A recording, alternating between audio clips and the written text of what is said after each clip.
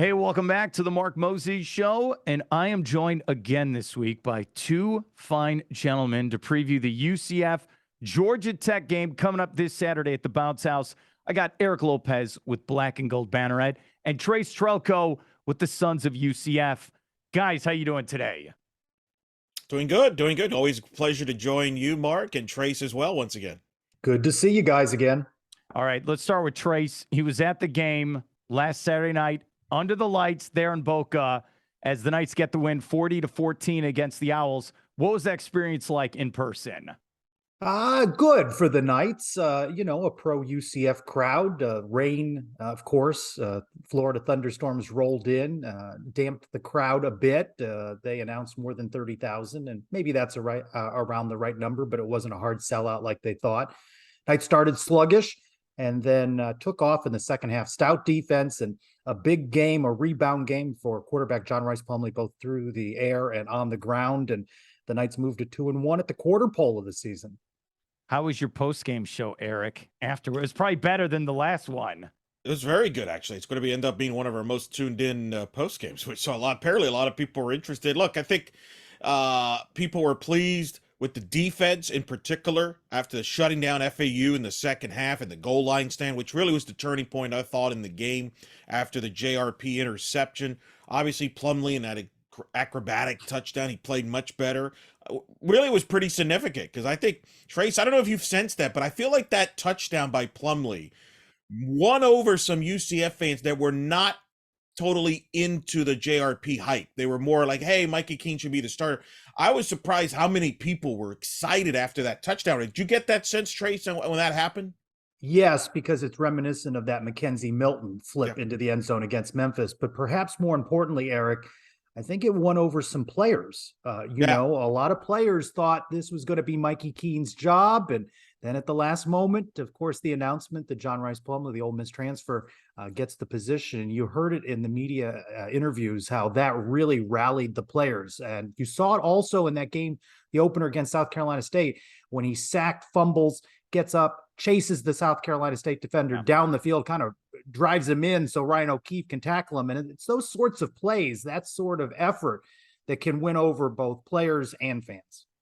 I am looking at the stats right now. Okay, just throwing out the numbers, the receiving. Okay, 3 receptions, 7 receptions, 6 receptions, 6-3.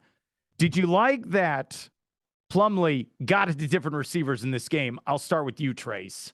Yeah, and it helped to have Ryan O'Keefe back. He left the game early against Louisville. Just having him out there, whether he makes a catch or in one case dropped an easy one against FAU, just having him there with more options for John Rice Plumlee. I think we have to be fair here in saying that while FAU may have started out with a good season, they're not world beaters here. So I don't know what we've seen of John Rice Plumlee either. He sliced up South Carolina State and he did a good job against FAU, struggled against Louisville.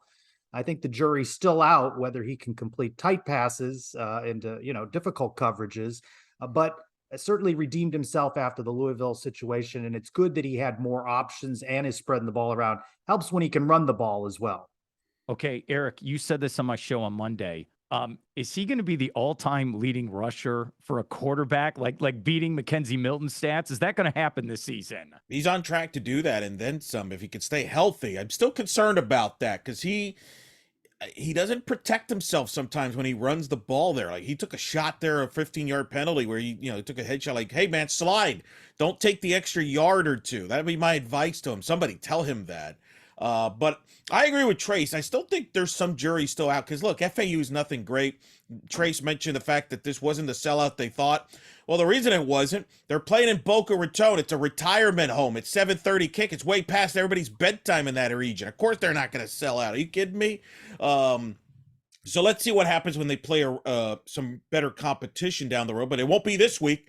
I don't think we're going to necessarily know that answer this weekend because I don't think the competition this weekend is better than they just played in Boca Raton.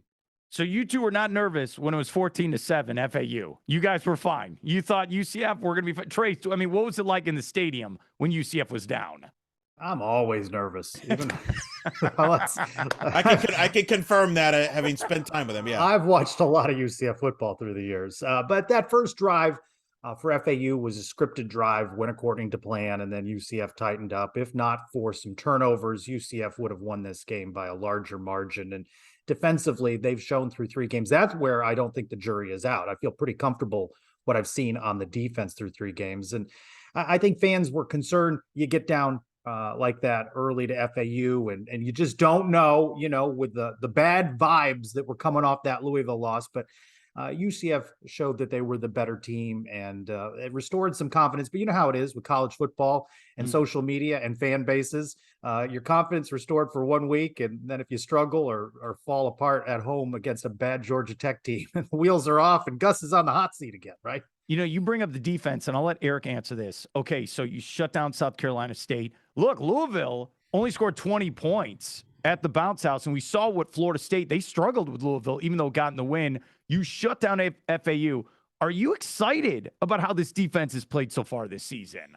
I feel really good about the defense. I'll get excited if they shut down SMU in a couple of weeks. I think SMU is the best offense they're going to see on the schedule to that point. I'm not, I don't think Louisville is necessarily a great offense, but they did a good job. They are a good defense, and I think with this schedule, they can win games with this defense. And I think that's why people are still frustrated about the Louisville loss, because if the offense executes at all in the second half, they should have won that game.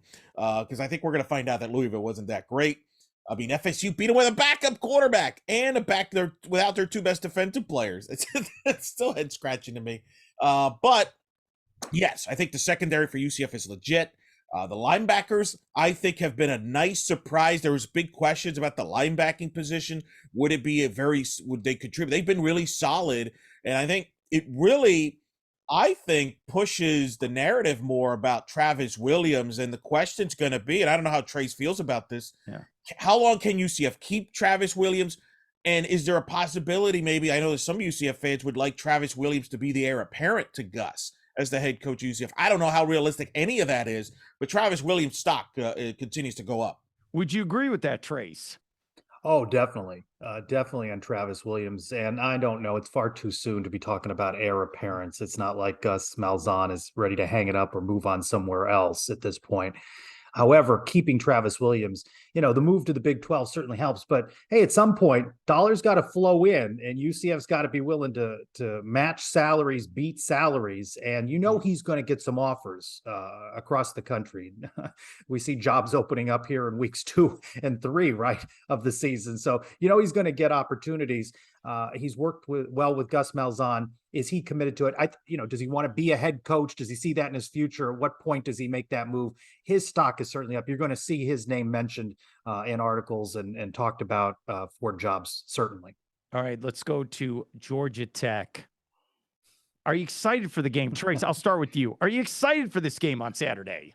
Not particularly. That time slot late in the afternoon, which, by the way, through the first 3 games, the typical Florida thunderstorms have rolled in, have been here, present at that time. So it could be a longer night at the bounce house for fans. If storms roll in, if there are lightning delays, certainly during the tailgating that we did prior to the Louisville game, that was the prime time. And you could hear those the sirens go off that there was lightning in the area if you didn't see it yourself. So not particularly. This is not a good Georgia Tech team. I hope Georgia Tech does not terminate Jeff Collins like Arizona State did Herm Edwards on the field following the game. So I hope he's owed more dignity than that. But I don't see how he hangs on much longer. He would need this upset and some others. And they're already double-digit point underdogs in this one. They're already hyping maybe they can get Deion Sanders there. And they haven't even gotten rid of this coach yet. Eric, what are your thoughts on this matchup for the Knights? I agree with Trace. You can make the argument, and I'm curious how Trace feels about this, that this Georgia Tech team may go down as the worst Power 5 team to ever play at the bounce house. Think about that. And this tells you the flaws in college football scheduling, Mark, because it's become a hot topic this week. Over Wonder why? Why is that? I don't know. Because, there's reports that Terry Mohajir talking about how he'd rather play Florida 3 games than Washington home and home, which has gotten a lot of chatter going on. But this Georgia Tech is an example. Like, when this was scheduled, you're thinking, this is exciting on paper. This looks great. Hey, regionalize. It makes a ton of sense and all that. And Georgia Tech has just, for whatever reason, Jeff Collins has just not been able to get anything going over there. Partly, probably because Kirby Smart is just grabbing every kid in the state of Georgia. So no, I mean, to Trace's point, I've been offered free tickets by multiple people for this game. That tells you something. I normally don't get asked for free tickets. So I think a lot of people are trying to sell their tickets on this. And Trace makes the point, 4:00 kick. I mean, you're going to get weather at some point here. So yeah, no, this is, it's disappointing because it's nobody's fault, right? Like I always feel like we start blaming, well, why aren't you scheduling better? Well, how do you know? You're scheduling 10 years in advance. I wish football would be more like the other sports and you schedule maybe a year out or two at most, not 5-10 years, so you could avoid some of this stuff. Because yeah, I mean, UCF it has to win this big. Like this is all the pressure's on UCF, which is weird to say when you're playing a team from a Power 5 conference, quote unquote. So what do you want, Georgia Bulldogs? What do you want showing up at the bounce house? Would that make you happy? I don't know if Terry Mahajer would like that. Georgia's not in the state of Florida. That's a good point. All right, keys to victory. Trace, you're up. Well, we've seen some different ways in which they have missed opportunities through the first 3 games, penalties. So that went from 10 to 11 to just a couple, 3 against FAU. So limit the penalties. That'll be key.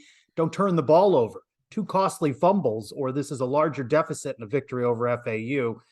Just continue to develop John Rice Plumlee and don't get him hurt. That's an extra key there. Don't get him hurt. As Elo mentioned earlier, and I asked Coach Malzahn during the Monday media availability, does it make you cringe a little bit? I think we all know what that PTSD is of seeing Mackenzie Milton injured in Tampa, and you don't want to see your quarterback go down.